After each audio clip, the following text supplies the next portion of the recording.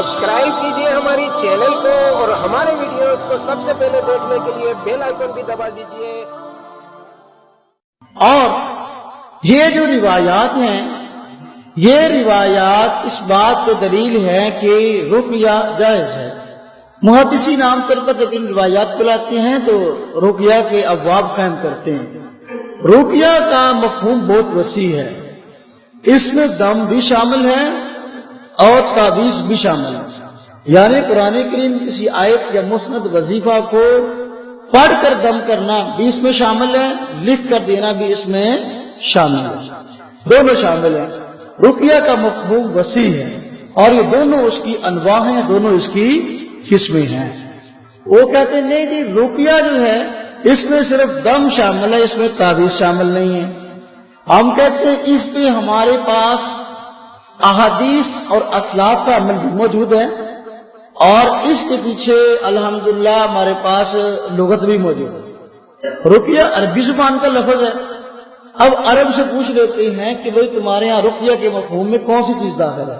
क्या सिर्फ तावीज़ दाखिल है, ये क्या सिर्फ दम दाखिल है या तावीज़ भी इसमें शामिल है? अब अगर अरबी लुगत ये बता दे और ये कह दे कि रुक़या का मफ़हूम वसी है, इसमें दम भी शामिल है और इसमें तावीज़ भी शामिल है, मामला साफ हो गया। और अगर अरबी लुगत ये कहती है कि ना भाई रुक़या के मफ़हूम में सिर्फ दम है, तावीज़ नहीं है, तो फिर तुम्हारी बात ठीक है। आप देखिए कि आपके यहाँ इस पे मुख्तलिफ अरबी लुगात के हवाले दिए गए हैं। चुनाचे ये अरबी लुगत जो है, अरबी से उर्दू मारूफ है हमारे यहाँ पाकिस्तान हिंद के अंदर मिसबाह उल लुगात के नाम से। इसके सफ़ा 310 पे और रुक़या इसका वहां लिखा है तावीज़, क्या लिखा है? अफसून, तावीज़, जमा रुक़ा और रुक़यात। रुक़या के मफ़हूम में क्या चीज आ गई जी? दम भी आ गया और तावीज़ भी आ गया। आगे इसकी जमा बता दी। नंबर 2 मुंजिब, ये भी अरबी से उर्दू लुगत है और मारूफ लुगत है, पूरे अरब में भी चलती है, हमारे यहाँ अजम में भी चलती है।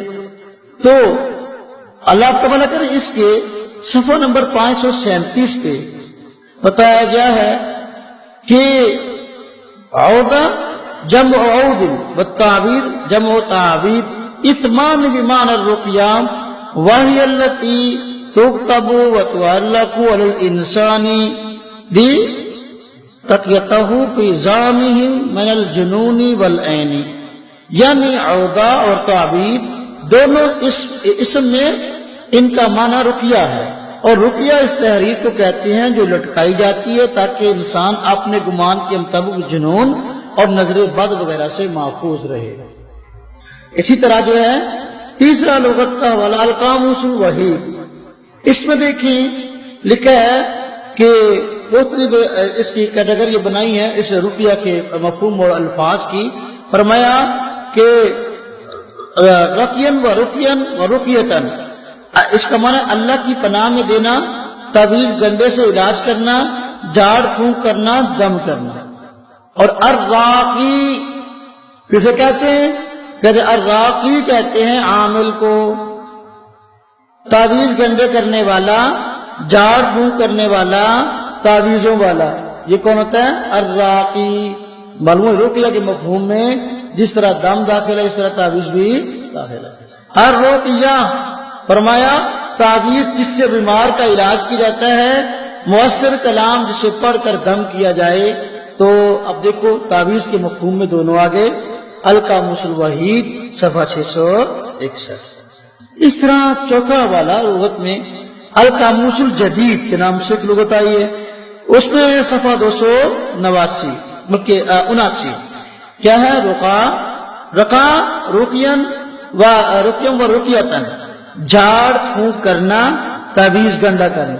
यानी यहां भी देखो रुक़या के मफ़हूम में झाड़ फूंक यानी दम भी आ गया और तावीज़ भी आ गया। नंबर 5 सही बुखारी जिल्द 2 सफ़ा 854, हाशिया नंबर 2 है इसका बुखारी का। यहां देखिए बताया गया है कि रुक़या के मुताल्लिक़ कि वह बिमान तावीज़, रुक़या का जो लफ्ज़ आया है हदीस में ये तावीज़ के माना में भी है, इसके मफ़हूम में तावीज़ भी शामिल है। तो लोगों से ये बात मालूम हो गई कि रुक़या का मफ़हूम वसी है कि इसकी 2 अनवा हैं, اس کے مفہوم میں دم بھی شامل ہے، اس کے مفہوم میں تعویذ بھی شامل ہے۔